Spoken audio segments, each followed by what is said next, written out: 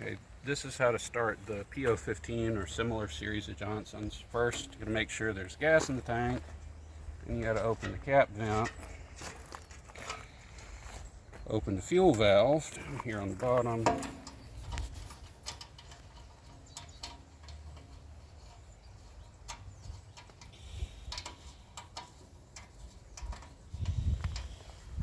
Come to the side, close the compression release lever. Set the choke. Watch, and the float pin should have come up as you've got gas.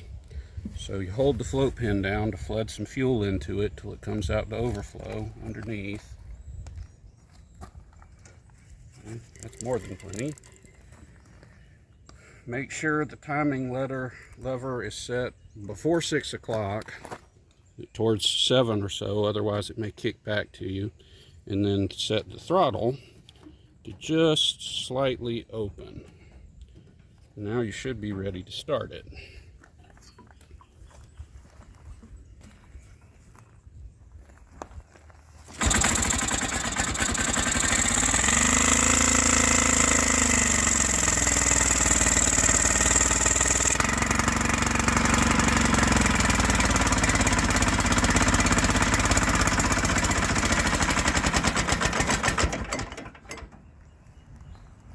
So what I did is, as soon as it cranked, take the choke back off after it settles down and warms just a little, and then after it's run a few seconds, close the decompression lever to bring the second cylinder in to the run position.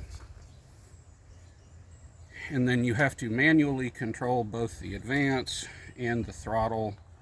You always want to advance the ignition timing first and pull it back first a little bit before you slow the throttle down. And if you want to shut it down, there's a stop button on the end of the throttle lever. This one I also have wired into the same switch, lanyard key stop, which I think is a good idea for one of these. Here in the boat. And then if you're running one for the very first time, the carburetor controls, this is the high-speed jet. You have to have the engine running at full speed on the boat, and you lean this in until you get full speed and then open it just a little bit. And then once you've done that, you can slow it down to idle and use the screw in here with a screwdriver to set the idle speed. That's the basics of running one. It does take a bit of feel to get used to it. The other thing is, these don't have a water pump.